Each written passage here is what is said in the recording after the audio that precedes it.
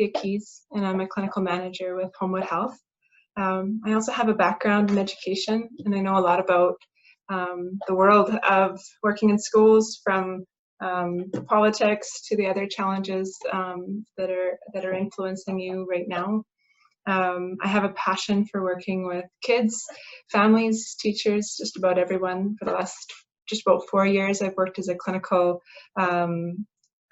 within the world of supporting clients within EFAP. And right now I work as a clinical manager.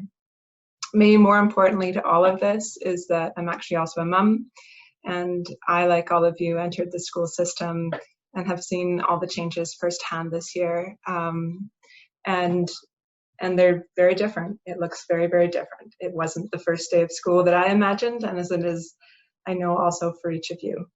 So I want to acknowledge each and every one of you for taking part in this presentation today. It says a lot to me, actually, just as a clinician, that you would take time, an hour, to explore and look at these challenges that are unique to this time, and look for ways to support yourself and therefore to support your students and your school. So kudos to you out the front door that you're joining today. We have a large group, many from the East, and so I can't speak to any specific school board or specific region, but I can certainly give you as much details as I can, hopefully, in this presentation to support you in heading back into the classroom, whether you've already gone or you're anticipating in the days to come. I encourage every one of you to take a moment right now, if you don't already, to have a glass of water handy, or maybe a cup of tea, to have a blanket, to have a quiet place, and maybe a pen and paper. There's going to be a couple opportunities to maybe write down some things, some learnings, and to make it as personally relevant to you as you possibly can. And at the very end, there'll be a Q&A, question and answer. If you'd like to ask a question, you can throughout. I may or may not be able to get to them. I'll try. And at the very end, I will certainly look to the questions that have come in throughout the presentation and try to support where I can in answering questions for about the last 15 minutes or so. Yeah. Okay. So I will look at Q&As kind of as we go through, but for right now, I'm going to start moving into this presentation that you're all looking forward to. So I'm going to actually just turn my video off just so that I can look at the screen and read and not feel like I'm on display, but I'll come back on for the Q&A. Okay. All right.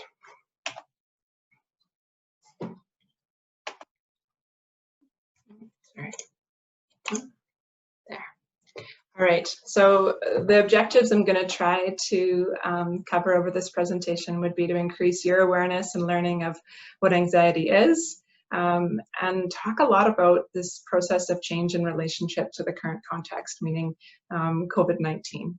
And additionally, to gain some strategies and to manage your own anxieties and potentially anxieties of others in the classroom to increase your well-being during these times of uncertainty.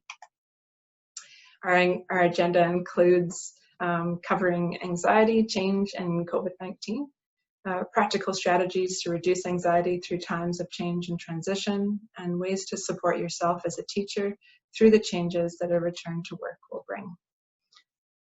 So let's dig in. As I think about COVID-19, I've realized in doing this presentation that it's really been 6 months, almost to the day, that my life changed a lot, as I imagined many of yours has. And so, one of the first things written on this is return to the classroom, but actually as I look back in COVID-19 and change, the first thing was actually that classrooms closed. And each of you that are teachers had to manage that very, very quickly and move to virtual learning and supporting of students without any information to get into it. And then there was all of these concerns. We've learned a lot about COVID in the last 6 months, but at the beginning, we didn't know a lot. We were constantly looking for information and how to manage this change based on changing information almost daily in the springtime. We noted that almost everyone stopped doing the activities that they were previously doing, because many activities that we do actually involve other people or going out, and everything was closed. Many people, including myself in this, were at home working with small children or school-aged kids, trying to hold down the fort at home, trying to do all the little pieces. For some of you, this might have also meant a time of financial hardship. Maybe a partner's lost a job, or a grown child of yours has struggled in this time between, say, university and so forth. It's really challenging in this time, because almost everyone knows somebody at this point who has lost their job or wasn't able to work their full hours. And of course, small businesses, you know, as I even drove here today, I noted one more that had shut down that I absolutely loved, that the doors were closed. And this is happening almost daily. And then a decreased or increased workloads and new responsibilities. I remember the early days, as I'm sure you do as well, in which we were all navigating this change with almost shock at the start, like, what is this really happening? And okay, we're working from home, and what are we doing? And how am I going to manage this? And this is going to take all my time. So I can only imagine being a teacher and how technologically unsavvy you just learned that I was, for those of you that joined right before the time it started. I can't imagine being in your position of trying to navigate that world online so quickly to support students. So kudos. And now here we are in September, trying to decide if this is going to happen again. We don't know. There's so many unknown pieces here. And so just taking a moment here, I invite you, if you do have a pen and paper, to just think for a second, what are the changes for you that have been the biggest? Because they might be in any of these categories, in your family, in your personal, in your work life, and try to write down a couple that just sort of come forward to you,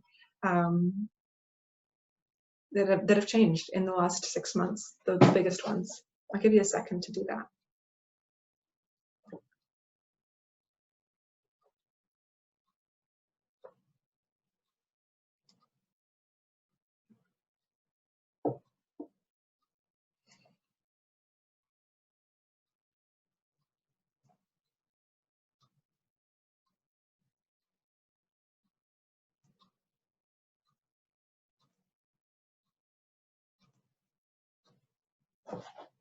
As you're thinking of that, I'm just reflecting for myself and remembering that the change, I think, it's been the hardest for me. We started school, I'm in Alberta, on September the 1st.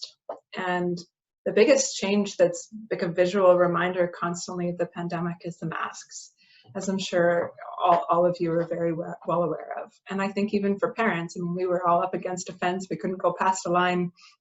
There's the school. I've never been in the school. I've never seen the classroom. Never met the teacher. All the kids are wearing masks, so we can't even really see each other's faces.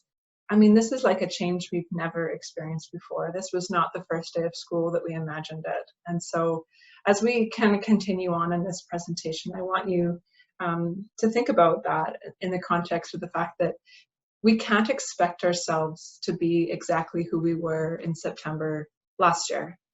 It's never been a time like this. And so thinking about that first and foremost as we move forward. So thinking about this change, I want to highlight that typically as a counselor, I saw people in this model here in phase 2 a lot. So I'm going to speak to that. So phase 1, this idea of ending, I don't know if anyone read this. I think it was Wall Street Journal came out with an article early on in COVID that suggested that the name of the article was "This feeling that you're feeling is grief."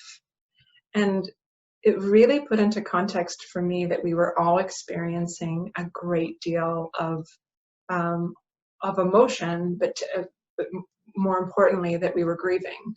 And that grief comes first with maybe shock and denial, maybe moving into some level of anger and sadness, maybe some bargaining, and then maybe eventually into this place of acceptance. And unlike some of the stereotypes of the stages of grief, we don't just move through these stages and then we're just at the finish line. It's often a very jumbled, messy place, and it may have felt like that to you, feeling like there were days where you felt good and you felt happy and I can do this, and other days where you felt like you were right back at the beginning, filled with fear, maybe even feeling angry. I watched a viral video today of a very angry woman not wanting to wear a mask, and I'm sure you're going to meet lots of these students in your schools. There's all kinds of emotions that come with this ending and this loss, and people fight that. And then we move into this phase 2, which, whether it be COVID or not, I see most people as a counselor in phase 2. So this is that time when we've lost something. We could have lost a job. We could have lost a spouse or a partner. We could have lost someone that we love to death or to suicide. I see people most often in this phase 2, regardless of COVID. But this is a period of confusion and undirected energy. It's a time when we don't feel like we're necessarily ourselves. We've lost something, but we don't quite know where the end is going to be. And so there's this uncertainty and unfamiliarity. This can be an incredibly difficult phase, full of confusion and stress. And as a clinician, I often see it as a space that can be really fertile for creativity or for flourishing. It can have some really good fruits in there, but it's hard to see that. It's hard to see those flowers for the trees sometimes.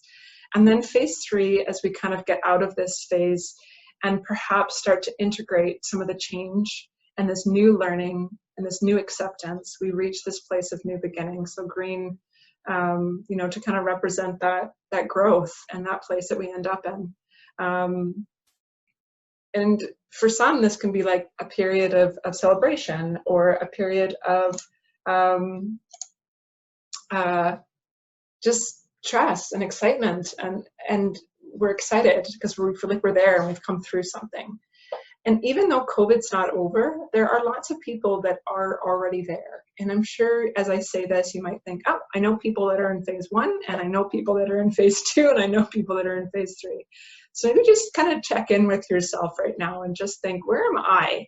And has this really been that linear for me? Have I really gone phase 1, 2, 3, or have I jumped around a little bit? And either way, it's okay. Because truthfully, no human being ever exists, like I said, in some classic phase from one to the end. But I'll tell you, one of the lovely things about this image, and I know because you're all educators that you know the word resilience like the back of your hand, but I want to highlight this one thing right here, and that is this arrow. And this arrow for me is the piece that I really want to highlight in today's presentation. I want to highlight it because for me, that is resilience, that we can go through something that we started here. This is our last September. We know this world. We knew how it was going to be, and it was really challenging. This was a really challenging, difficult year. And at some point, and I don't have months on this, so I can't tell you when, you're going to come out of this, and you're going to feel different. And for some of you, you might end up back on this line of feeling like everything's normal. But for some of you, you might end up have made massive changes in your life that have benefited you to a point where you're feeling like you're actually doing better than you've ever done before. And that is my hope. So in this phase, I invite you to really acknowledge what has been lost. We have to feel the feelings. I invite you to not avoid or dismiss or put away or ignore. This is what we naturally want to do as human beings. We noted that everyone put on weight, we all ate things, we all slept more, we all tried to manage the way that we could at the beginning. But as we're 6 months in now, let yourself feel those feelings. Maybe you didn't think about it as loss before today, but really inviting yourself to say, yeah, I actually am. I'm just missing the way things were. I miss September. I loved September. I loved back to school. I loved the fall, and I don't love this, and I feel sad, and that's okay. And giving yourself permission to feel whatever that is. And at the same end, to seek support where you might need it. To say, hey, I know you're not a teacher and you may not understand, but can I talk to you about this? Or maybe you have a really close friend, and I hope you do, someone that you can confide in within your school that is a teacher that can offer emotional support. And to remain active and engaged in the activities that promoted health and well-being. So if I was to go back to that previous chart, the things that kind of kept you on your trajectory, the things that you were doing last fall, they may look different, but let's say you were active active, say, let's say you always biked to school before. You can still bike to school now, but there's other things that might be more challenging. Like maybe you were someone that went to the gym, or you met up with friends every Friday at a restaurant or a pub, or this going to look different. But we want to try to do as many things as we can that we're helping to promote your health and well-being before, even now. But we just need to be more creative about it. So I want to open up a little bit of a dialogue around anxiety. Sometimes as a clinician, I note that people say anxiety as if they're clinically diagnosed with anxiety. But I would argue that just about, well, I know every single human being, it's a natural, universal experience to feel anxiety. In fact, I wouldn't ever want to take anxiety away from somebody. We need it. It's our normal emotional reaction to perceived danger. It's our alarm system. It is, quite frankly, our sympathetic nervous system, and we can't live without it. So anxiety isn't something to be fought against or trying not to have. And so when someone says they're anxious, that doesn't mean that they're pathologically, needing medication or needing counseling right away. Anxiety just means I feel like I'm on high alert. I feel like I'm perceiving threat. And just about every single person on this planet has felt some level of increased anxiety during COVID, and rightfully so. We have a perceived threat. We don't really know enough about COVID-19. And as we read the news, or as we learn from, this day-to-day changing information that's coming forward, our brain doesn't know the difference between sort of this potential bear attack that we might have that might take our life, or COVID-19.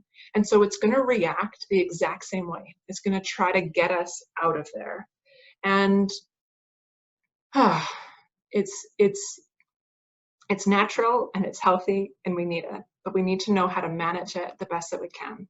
I've actually noted that some of the people who had anxiety before COVID, some of them have struggled more during COVID, and some of them have actually done better because they already had some of the coping skills and tools. They knew how to manage it and they got on it quickly. They were like, oh, I can see this growing, and they know how to manage their anxiety, and so they got on top of it really, really, really quickly.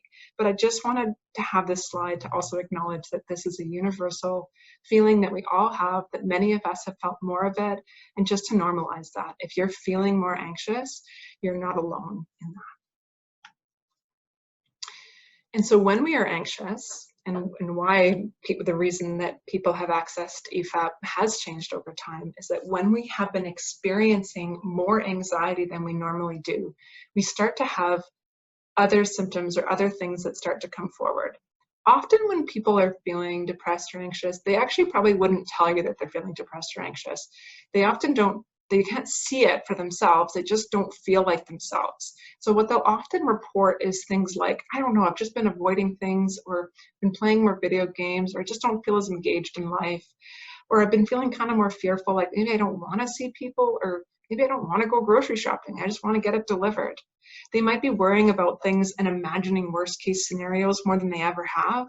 Or they might just come in, maybe to a massage therapist and just say, I don't know, I've been feeling like my whole body just hurts. It's like I got hit by a truck. I just don't feel well. Or they're not eating as much, or they're eating more. These are all questions that we ask as clinicians to kind of understand where somebody's coming from, because we often don't label something quickly as anxiety, but we often feel the physiological and sort of psychological effects of anxiety on our body. And that's what tends to come forward and propel us to ask for help.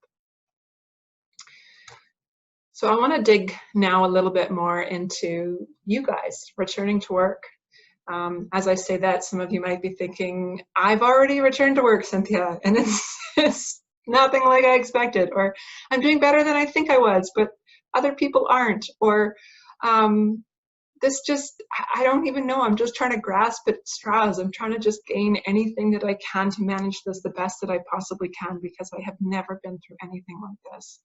And so I have lots of friends who are teachers, having been through the education program myself, and many of which have been thrown into, remote learning offerings and all kinds of things this year that they didn't expect would happen very last minute. I know that there's been lots of uncertainty around sort of the school itself. But for most people, I think if I was to poll teachers, back in August, a lot of them would have said things like they were concerned about contracting the virus or bringing it home to family, worried about being a carrier of the virus and passing it on to students or coworkers, or being unable to meet your own standards, which I know each and every one of you have. I even know people who have joined this meeting specifically probably have some of the highest standards because you're wanting to do the best job that you can do. And the truth is that we might not meet our own standards and expectations. And I think about the word perfectionism and anxiety and how they go together, and being really gentle on ourselves, because the truth is that you have to be flexible and adaptable kind of constantly in the school day. So again, if you have that paper and paper, if you want to jot down a word or two around what is your biggest back to school concern or worry? What is the one that like pops into your head the most often? The one that maybe you can't shake out, and the one that if you were to go see a counselor would be the one that you would want to go talk to them about. This is the one that's bothering me the most.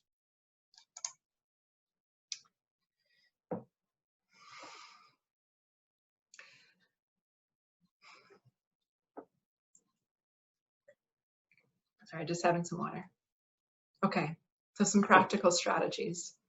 So truth be told is there are some ways to manage anxiety. Before COVID and so forth, we've all, as clinicians, have been supporting, anxious clients for years. We know lots of ways to support. And so I want to dig into some of those, but I want to try to make them as specific as I can to you within the school environment. And so some of the ones that we're going to talk about are things like finding ways to manage anxiety and tolerate uncertainty through navigating these changes. So focusing on what you can control, practice healthy thinking, so creating distance from your thoughts, focusing on the present moment, practice radical acceptance, practice self-compassion, practice mindfulness and gratitude, maintain social connections, limit consumption of media, and take care of yourself. So when we can't change things and we struggle to accept them, we create more suffering for ourselves. Accepting doesn't necessarily mean agreeing, and accepting means that you can turn your resistant ruminating into accepting thoughts like, I'm in this situation, I don't approve of it, I don't think it's okay, but it is what it is, and I can't change that it happened. So starting to change how you think. We're going to dig a little bit more into that. That's from that radical acceptance part there. Okay. Uncertainty is very uncomfortable. There are many a book in the self-help category on sitting with uncomfort and uncertainty. If anyone here knows the world of mindfulness, yoga, or meditation, you have heard these words over and over and over again. Sitting with uncertainty and uncomfort. And it's natural for every human to try to force things to be more certain, but it can be really exhausting and energy wasting. So as you look at this sort of circle of influence, I want you to think about the green space as the space that until you decide to put it into blue, your brain is always trying to pull it into your control. So that's how I read this anyways. There are some practical ways. There are some things that we have control over, but there's some that we might think we have control over, but we don't really. And if we get really clear on it, we realize we don't have any influence at all. So let's dig a little bit into that. So you cannot control if others are going to follow the rules of social distancing, for instance. I can tell you as just a person in the grocery store that it makes me a little bit upset sometimes when I see somebody wearing the mask on their chin, because they're supposed to be wearing it on their mouth and on their nose. But in the grocery store, I can walk away. I can give myself a little bit of space. I can control my own social distancing. But I recognize that within the school system, I was thinking about this example and about how many students, including my little 5-year-old kindergartner who really struggles to keep that mask on, of how this is going to be potentially triggering for each of you. So letting go, ideally, of the fact that we really can't control other people, but trying to keep our own social distancing when we can. So we can't control the actions of other people. We also cannot control our coworkers. We may have coworkers who are really angry or upset or sad or not wanting to be there. We might have some that are just really fighty They don't want to be at work. They don't feel like this is right. They feel like the government's pushed them into this decision and they don't want to be there. We might have others that are almost the opposite, like, this is great. I'm so happy to be back. I'm happy to be back in the classroom. I'm doing really, really well. So when I think about what's in your control and not, also thinking about who you're going to spend some time with while you're in the school environment. We can't change how other people think and feel, how they react. We can't also change how long this is going to last, or what the government's going to put forward, or what your school board or specific school is going to put forward. But what we can control is the piece in which we are teaching, the piece in which we have students that are looking to us as a role model, and what are we going to do? That's the only part that we really can change. And then, of course, and I tell every teacher and every professional and every probably human that I've ever worked is, what are you doing when you go home at the end of the day? How are you decompressing from all of this? Which I think is so important. So we can control that. We take our mask off at home and we control how it is that we're going to spend our day and fill our cup so that we can come back to work.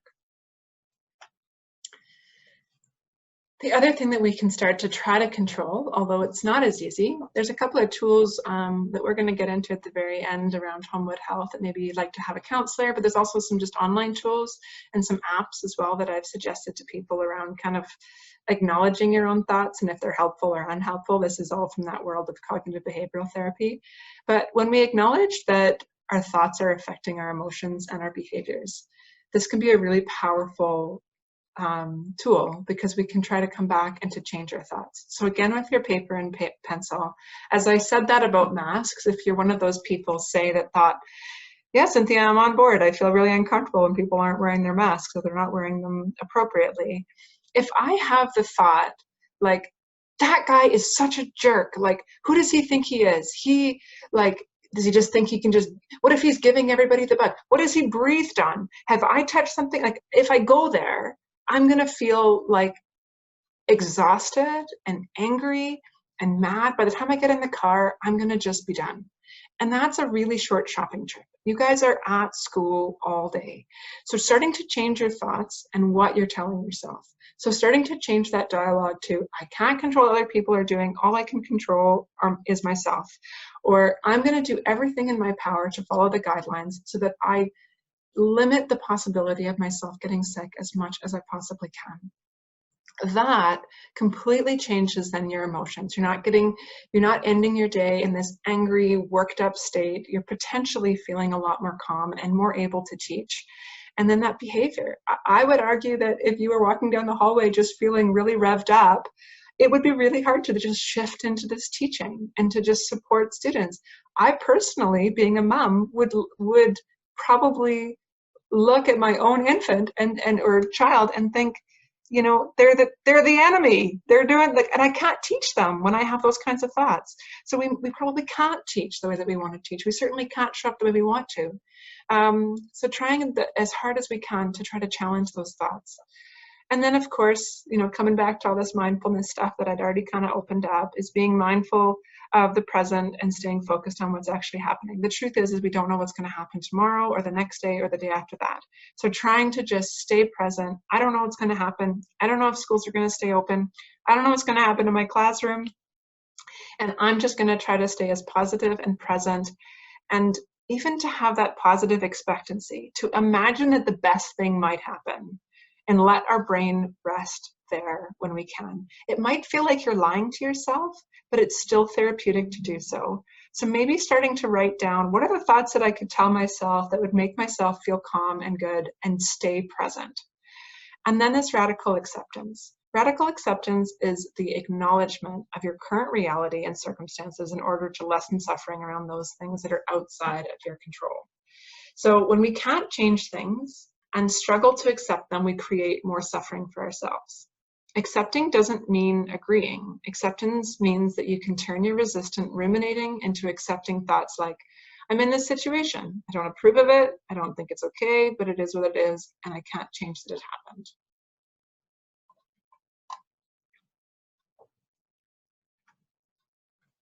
Okay.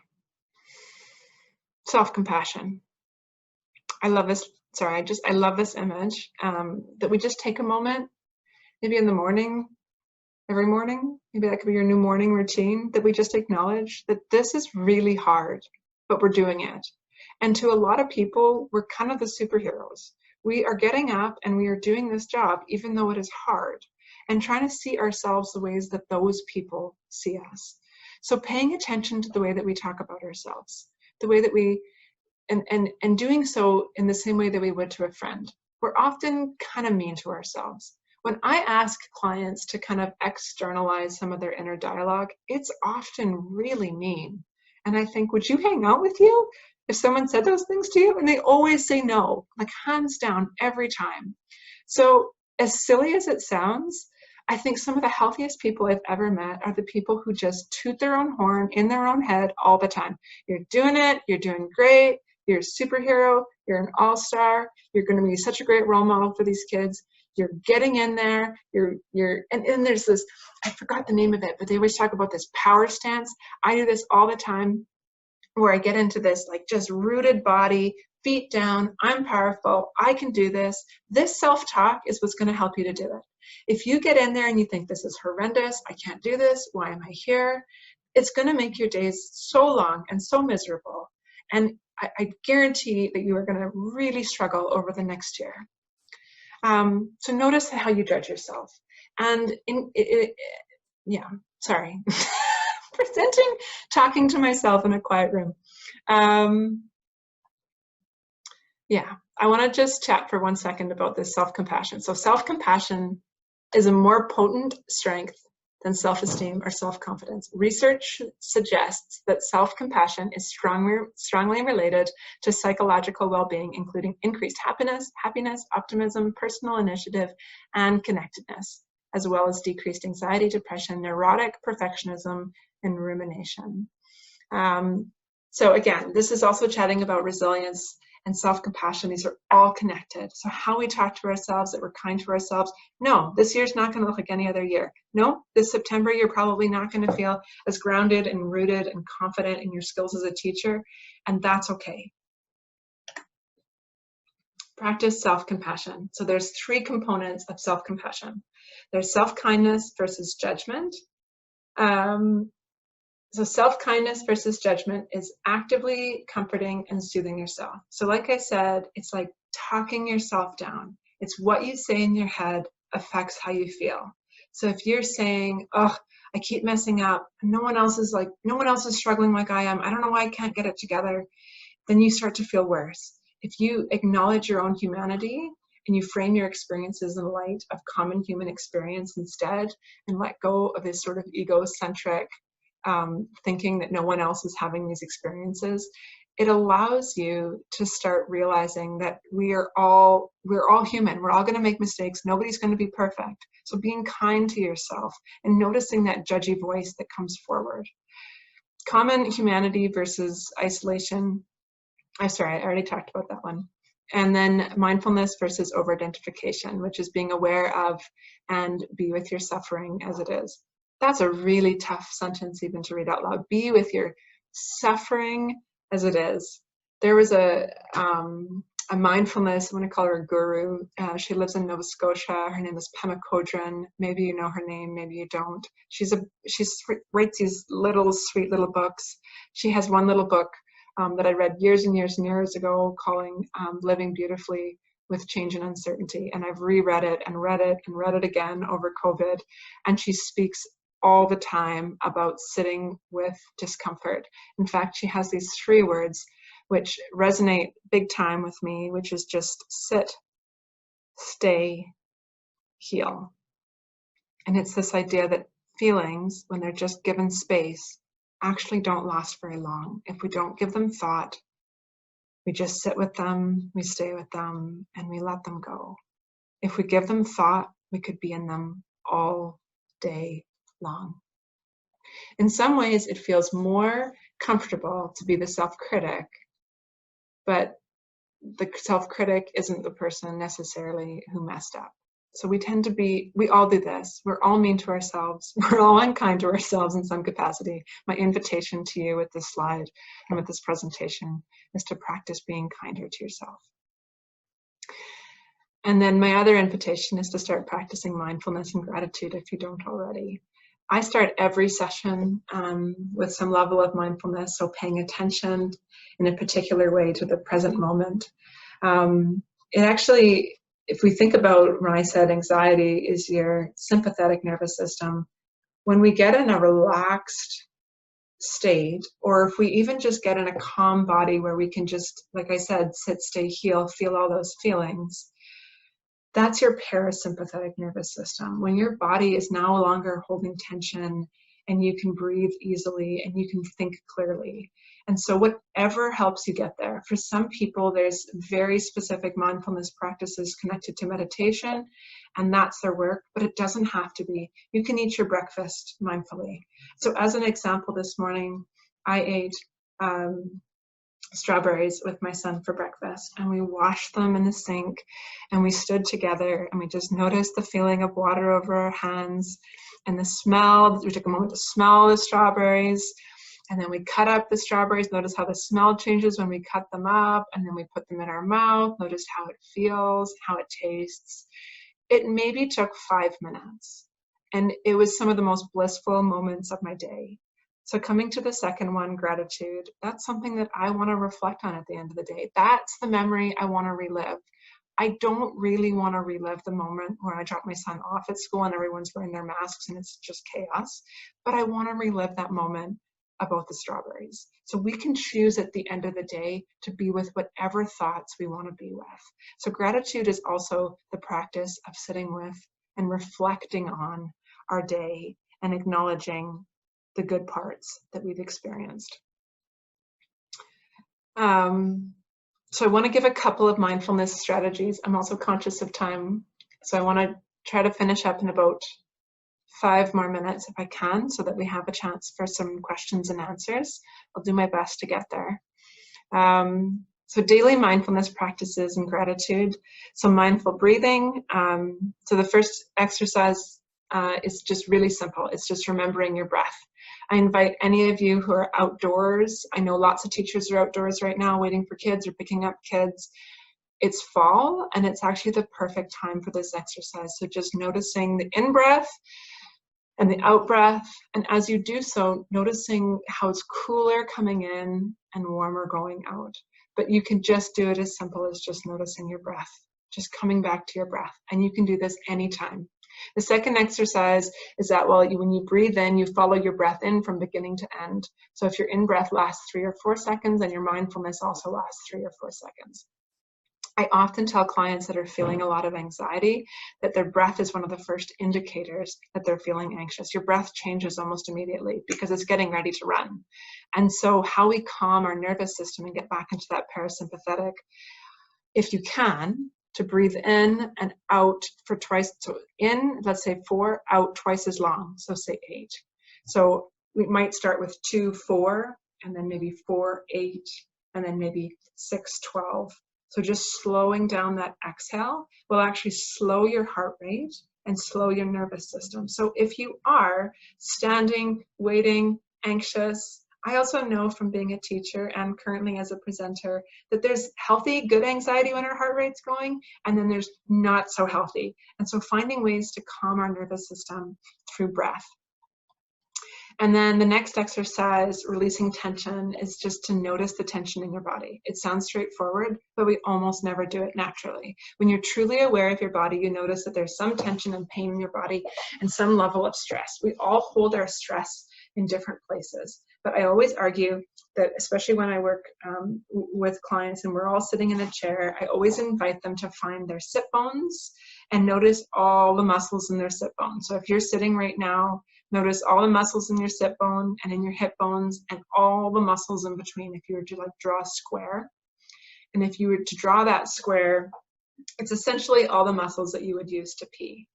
And if you relax those muscles completely and notice that you're holding tension in them, because we all do, all day, every day, that also can engage your parasympathetic nervous system very, very quickly.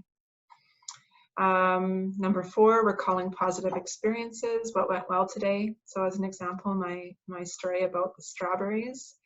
Or number 5, studies of send an appreciative note. So studies have shown that performing an act of kindness for others can make us happy, even happier than doing something for ourselves. So one activity to foster kindness towards others would be to send daily note of appreciation for someone, a friend, a colleague, where you take a moment to praise them or express your appreciation. So let this be an opportunity too, that maybe, again, in your control is to acknowledge maybe some people in your workplace who are maybe struggling, and to give them your full attention and acknowledgement that you see them. Okay, maintaining social connections. I feel like this is one of those things that we've talked about for the last 6 months, but I still want to just acknowledge some of us have done better than others. Some of us have really dug into like 1 or 2 friends, whereas others have kind of moved to more like social media.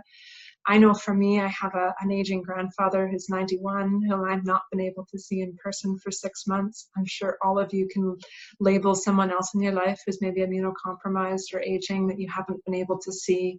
So finding ways to stay connected, because this could go on for a while. And this is what's going to keep us going. This is what's going to be our fuel moving forward. Another thing we probably heard for the last 6 months, even though we probably heard it on media, which I find ironic, is that it's important to stay informed, but it's also to avoid overindulgence in news, articles, social media posts, especially if you're feeling overwhelmed and anxious. I don't know about you guys, but I listened to a lot of news at the very beginning and then started to feel like this weight of like, oh, it's that time when the news comes on at like 2 o'clock in Alberta every day, there's this update, and I felt like I had to watch it. And after a while, I'm like, I don't think I need to watch it. I just feel like it's the same thing over and over again. So finding that reliable information that is evidence-based so that you can be best prepared to be in school, but avoiding all the other pieces at this point. And then avoiding media before bed if you can, because whatever you've done just before bed tends to be the focus of your dreams or attention at night. So obviously self-care strategies are important, maybe more now than ever. I often chat as a clinician about the difference between self-care and coping. I often say that self-care is preventative, whereas coping is what you do in the moment when you're struggling. And so self-care is also what kept you on the trajectory that you might have been on when you were feeling really good before. So being conscious of that. What was I doing last September that's different than now? And for a lot of us, a lot of things changed. They talked about, you know, kids struggling to go back to school because of, say, they've been up all night because there was no rules, there was no routine. Things have been different for 6 months. So everyone's kind of getting back into these routines and the things that make us feel good. The other thing is that anxiety can interfere with our normal routines. And so, you know, as I mentioned anxiety before, you know, when we feel like we're in a sympathetic body all the time, we are absolutely exhausted. So if you're coming home at the end of the day and you're thinking, I can't even make supper, I can't even think straight, I'm not okay, we really need to dig into our self-care and our coping strategies to be maintaining as much as we can. I noted for myself, as many of you probably did as well, this desire to eat and to drink coffee and to have sugar early on in COVID. It was like, if I can't have, you know, pleasure doing these things that I used to love, I'll find it in other places. Then that stuff started to make me feel really bad, as maybe it did for you. So just noticing and trying to get back into those routines. So making sure we're getting enough sleep. I mean, all these things, they actually matter at the end of the day in terms of your mental health. So as you shift back into the classroom, there are so many pieces to cover, but acknowledging that there's going to be a wide range of responses to returning to the classroom. And you've probably seen all of them. And I've seen a lot of these even just on, you know, reading media. So there's anxiety, there's fear, there's excitement, there's relief, and the list goes on. Do what you can do, given the circumstances you were in. Find self-compassion by taking the context into account. Challenge yourself to look for all the things that went well. Try to focus your attention on the present moment. Take your responsibility as a teacher into the landscape of the broader situation, acknowledging that others share in the responsibility. So, I mean, we just can't hold ourselves to the same standard that maybe we had before. Things have changed, and we need to change and adapt. And we need to find some level of compassion for ourselves in the midst of this. So, and in that, it's okay and encouraged and a sign of great strength to say, I need help, or I need a little bit of support right now, or I think I'm doing okay, but it would be really nice to just check in with someone and make sure that I'm seeing things really as they really are, or to have someone else reflect back to me that I do sound like I have, healthy strategies and I'm coping okay. But so support yourself. I mean, really think about and dig in every morning or every evening or whenever it makes sense to you to physically dig into to focus on how you're feeling from a physical perspective, from a mental perspective. So, when I do a little body scan right now, I know that I'm holding tension in my shoulders. I'm presenting and my body's like, oh yeah, you forgot about your body for a minute. And we're going to do this all the time as teachers. We're going to forget about our own bodies. So just doing a little check-in, how am I feeling mentally? When we're in a space with people who are emotionally charged, we're likely going to feel emotionally charged, whether we want to or not.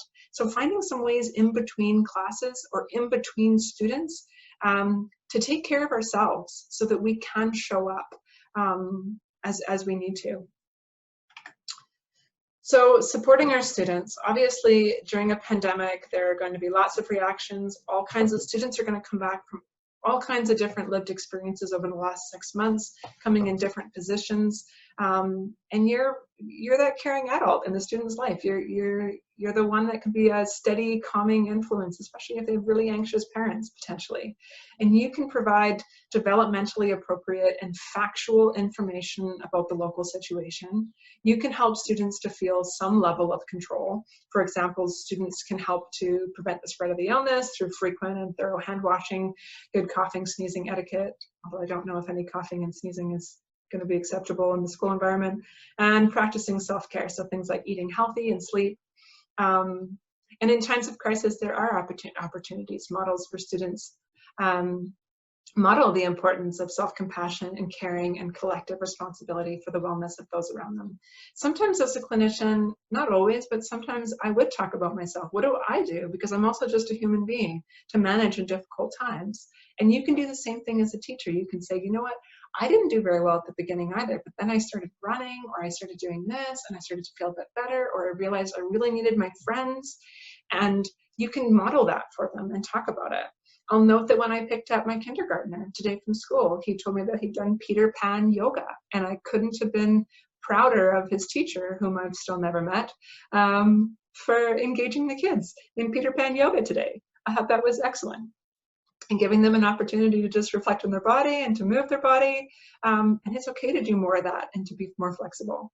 There's also this possibility that you as a teacher might come to hear, because we are all hearing teachers in the hallways and in the classroom, where students are maybe giving wrong information to a peer, or they're being biased, or the potential that they're giving like a stigmatized idea to others, or talking badly about, those that have had coronavirus, and making sure that we're also an advocate and that we're interrupting that type of behavior in the classroom, to acknowledge that it's not okay to be speaking like that, that there's no one person that deserves to get it, or that should be stigmatized if they had it, and to sort of normalize that conversation in the classroom, because it is likely that individuals in your classroom could in fact have it, and they want to make sure that we can support them in their return to school when they've come back from isolation, is what I mean.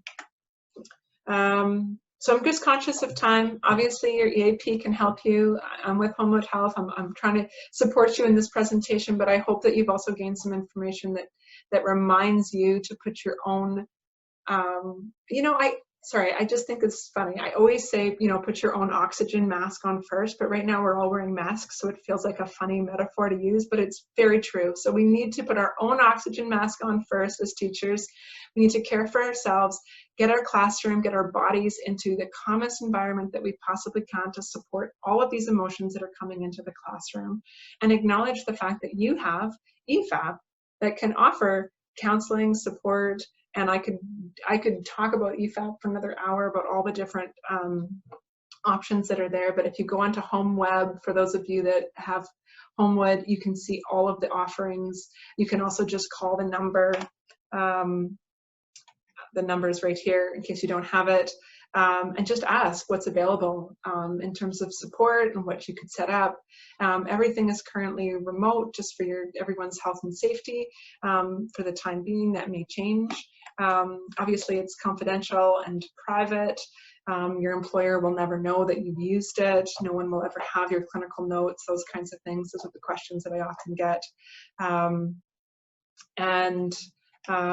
Likewise, if you don't have Homewood as your employee family assistance provider, we're part of an initiative from the federal government called Wellness Together, which offers counseling to absolutely any Canadian. So maybe you have Homewood, but your spouse doesn't, or your parent doesn't, or someone that you know and love doesn't. So this is a number that you can give them, and they can access very similar, almost the same exact program as your EFAP, a little bit different, run differently anyways, and connected to some other programs. And then of course, Wellness Together has collaborated with Kids Help Phone, which you may or may not be aware of if you've listened to any of the CBC News about Kids Help Phone over the last 6 months and what that looks like. Yeah, so in summary, we chatted a little bit about managing anxiety and tolerating uncertainty. As we navigate the return to the classroom, we focus on practical tools and strategies during this stressful and uncertain time. And hopefully I provided some resources and supports to you, and to know that you can call your EFAP or any counselor or any support at any time. And there isn't a perfect or a good reason to call that you can just call and say, I think I'm okay, but I think I maybe need some help, or can I just chat with someone because I just feel like I could just talk this out. And all of those reasons are okay. There's also, of course, a crisis line and or just, we call it immediate support, which means you just don't have to wait. There might be a particularly tough day that you've had where you just need to talk to somebody in that moment, and that's okay. You can reach out and ask to talk in that moment.